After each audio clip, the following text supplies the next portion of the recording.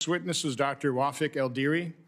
Dr. Eldiri is a practicing physician scientist, American Cancer Society professor, founding director of the Cancer Center at Brown University, and chair of the Worldwide Innovative Network Consortium in Precision Oncology. He discovered a tumor suppressant gene he named WAF1 and a first-of-its-kind drug approved by FDA last year for the treatment of an aggressive brain cancer. Dr. Eldiri. Thank you, Senator Johnson and Senator Blumenthal and distinguished committee members for the opportunity.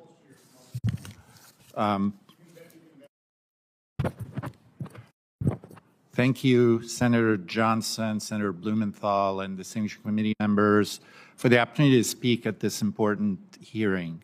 I am a physician scientist and cancer researcher with more than 30 years of experience studying how our body normally fights cancer through a major tumor suppressor called p53 and finding new ways of treating it. I've also advocated on Capitol Hill since 2005 for support of research funding, which is really vital. My work has focused on how cancers develop when these normal tumor suppressor mechanisms fail, including discoveries involving how tumor suppressors work, and this has become foundational in cancer biology and oncology research.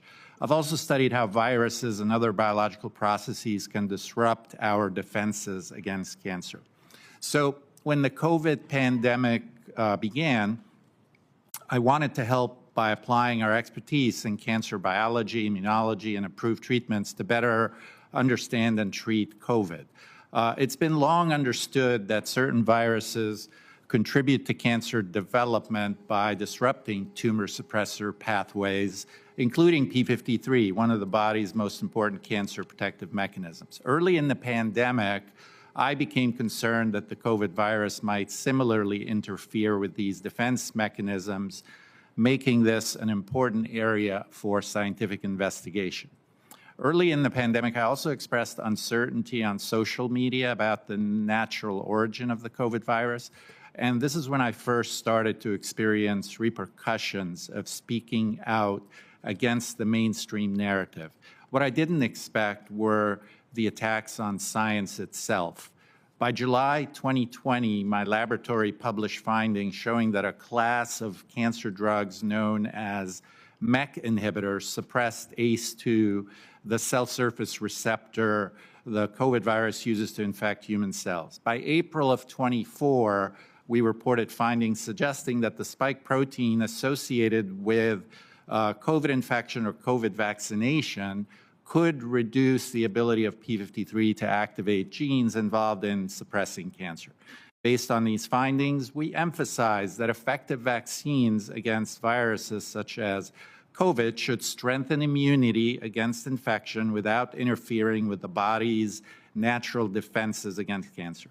These concerns were raised through normal scientific channels, yet the response was not open scientific engagement, but escalating attacks. Instead of contributing to scientific dialogue, the findings triggered attacks on both the research and the researchers involved. Much of this occurred through an online platform known as PubPeer, originally created about a decade ago to identify fraud and scientific misconduct. Unfortunately, the platform increasingly became weaponized against researchers whose findings challenged prevailing narratives. The platform permits anonymous accusations without meaningful accountability. There's no disclosure of conflicts of interest, no statute of limitations, or citizenship requirements. These attacks are public, amplified through social media, and can continue indefinitely regardless of whether wrongdoing is ever established. This is precisely what happened to us. Although we corrected minor errors where appropriate and continue to do so, none altered the underlying results or conclusions of our work. Nevertheless, our publications became subject of sustained public attacks that damage reputation and undermine scientific credibility. Despite these ongoing attacks, last summer I agreed to serve on an HHS committee on immunization practices, working group on COVID immunizations, and as an expert, I therefore looked into everything we know about cancer and COVID infection and COVID vaccination, and by the fall found nearly 70 papers describing more than 300 reported cancer cases from 27 countries following one or more COVID mRNA vaccine injections. The reported cancers occurred near injection sites like sarcomas or lymphomas, right at the injection site, within the head and neck region, within and elsewhere, including, as Dr. Deglish mentioned, brain tumors and other tumors. In some reported cases, spike protein was identified within tumor tissue. Our findings were published in January of this year, and shortly afterwards, I was contacted directly by former Japanese Minister Kazuhiro Haraguchi, who reported developing a diffuse large B-cell lymphoma that later metastasized to his tonsil, and biopsied, and they found spike protein. There should be no spike in tumors.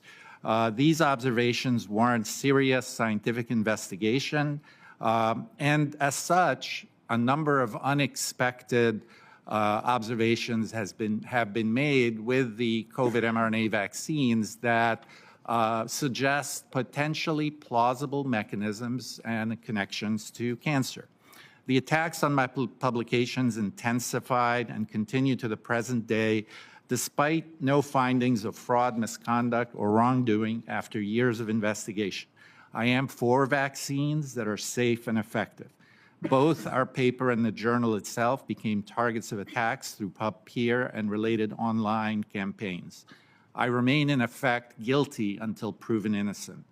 Patients deserve informed consent. Scientists deserve the freedom to investigate legitimate scientific concerns. There are many open questions, including who is at greatest risk from these vaccines, and there shouldn't be fear of reputational destruction, institutional retaliation, or professional ruin.